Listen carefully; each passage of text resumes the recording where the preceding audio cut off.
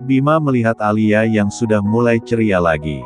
Sudah 3 bulan usia kandungan Alia. Dan dia masih kuliah. Beruntung kehamilannya tidak terlalu terlihat. Dia mengenakan pakaian longgar untuk menutupi perutnya. Harusnya dia ingin cuti kuliah, tetapi untuk mahasiswa baru yang baru semester 1 seperti dirinya, tidak diperbolehkan untuk cuti kuliah. Apapun resikonya, akan ia tanggung. Termasuk jika teman kampus memandang heran ke arahnya. Alia yang dulu sering mengenakan pakaian pas badan, sekarang terlihat sering menggunakan pakaian yang longgar. Hal itu menimbulkan pertanyaan di benak teman-temannya. "Al, kamu gak apa-apa?" tanya Bima saat mereka duduk di gazebo depan ruang perkuliahannya. Sambil menunggu jam mata kuliah selanjutnya. Bima melihat teman-teman Alia berkasak kusuk di belakang. Mungkin membicarakan Alia. "Enggak Bim, sudah tenang saja, ini sudah resikoku. Aku akan menanggungnya, yang penting aku tetap kuliah. Cuma ini yang akan bisa membuat orang tuaku bangga. Aku sudah mengecewakan mereka. Kalau aku masih kuliah gak bener, aku akan double mengecewakan mereka." Alia menaruh tas di depan perutnya untuk menutupi kehamilannya. "Kamu sekarang lebih dewasa Al. Tidak lagi cengeng seperti dulu. Keadaan yang membuatku begini. Bukannya kamu yang mengajariku untuk tidak cengeng." Bima tersenyum. "Aku hanya memberi masukan, kalau sekarang kamu terapkan, aku jadi salut sama kamu." "Sudahlah. Bim, cewek lo tuh." Alia menunjuk ke arah gadis berhijab yang berjalan melewati gazebo tempat Bima dan Alia berbincang. Sepertinya gadis itu tidak melihat keberadaan Bima dan Alia. "Dia bukan cewekku Al. Kejar dong Bim. Kenapa gak nyoba ngutarain perasaan sama dia sih? Greget aku sama kamu. Kamu laki-laki masa gak berani nembak sih?" "Nembak apaan? Bilang I love you di depannya gitu. Yang ada aku bakalan kena tabok. Lagian buat apa nembak Al? Aku tidak mau pacaran. Aku ingin langsung melamarnya saja." "Aku salut sama kamu, Bim. Kalau saja Vano punya pemikiran yang sama sepertimu." Alia menunduk, seperti sedang menahan air matanya agar tidak keluar. "Sabar ya Al. Vano pasti ketemu. Menurut data yang aku dapat dari bagian administrasi, Vano hanya cuti 1 semester saja kok.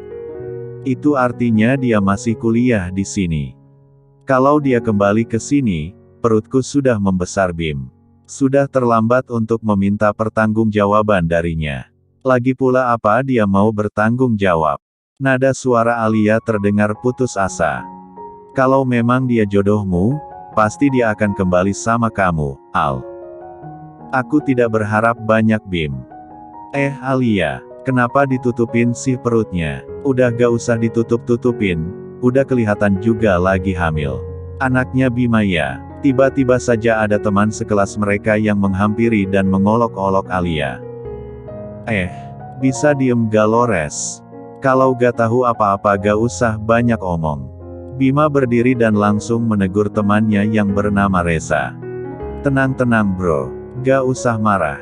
Tapi kalian udah bikin aib buat universitas kita loh."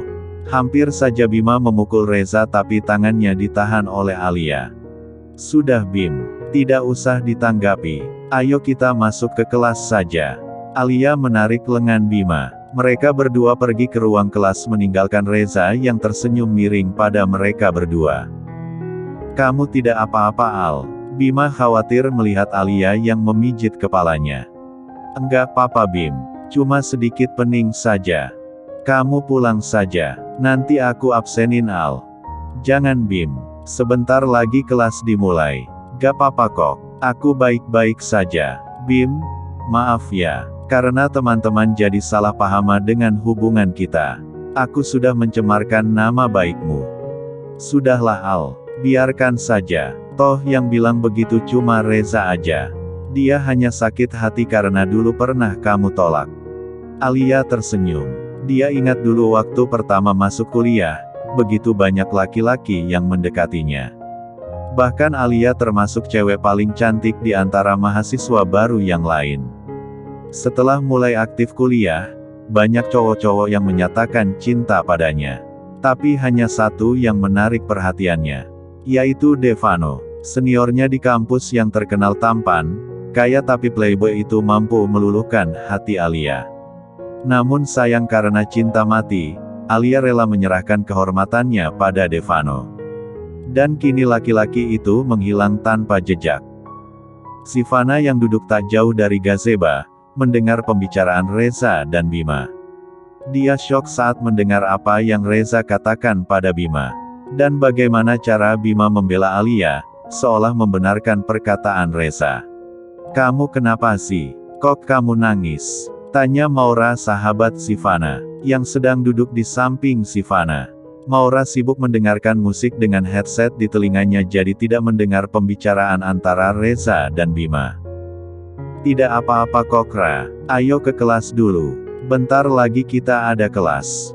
Sivana menyeka air matanya. Benarkah yang dia dengar barusan tentang Alia yang hamil dan itu anak Bima?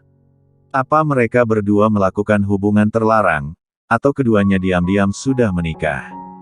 Sivana bertambah lesu saat berbagai macam pertanyaan tentang Bima muncul di otaknya. Namun dia hanya bisa menyimpan rapat di dalam hati. Tak berani bertanya pada siapapun. "Bim, aku pulang duluan ya. Papaku sudah jemput di depan," ucap Alia saat mereka selesai mengikuti perkuliahan. "Oke sip, hati-hati ya. Apa mau aku anterin?" "Tidak usah Bim, aku sendiri saja. Tidak apa-apa kok." "Ya sudah kalau begitu. Salam buat Om Arman ya." Alia mengangguk dan pergi meninggalkan Bima. Bima bergegas pergi ke gedung Fakultas Hukum. Dia ingin mencari Sivana. Rencananya dia ingin mentraktir gadis itu sebagai ucapan maafnya tempo hari yang sempat menabraknya.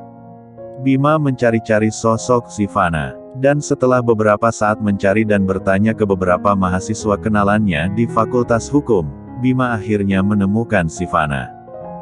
"Si, tunggu." Bima berteriak memanggil gadis itu yang sedang berjalan menuju ke tempat parkir motor. Si menoleh dan terkejut saat melihat Bima berlari mengejarnya. Sivana ingin bersikap biasa seolah tak mendengar apa-apa tadi, namun susah untuk menyangkal rasa sakit hati yang ia rasakan saat ini. Bim, ada apa?" Hah, maaf, Si, aku traktir yuk. Aku kan sudah janji sama kamu tempo hari." Bima terengah-engah karena abis berlari mengejar Sivana. "Maaf Bim, aku sedang buru-buru. Aku harus segera pulang. Masalah yang kemarin lupakan saja. Aku tidak apa-apa kok. Kamu tidak perlu mentraktirku. Maaf ya Bim, aku harus segera pulang." Sivana meninggalkan Bima seorang diri tidak menunggu laki-laki itu menjawab. Bima heran dengan perubahan sikap Sivana. Tidak biasanya Sivana terlihat ketus seperti itu.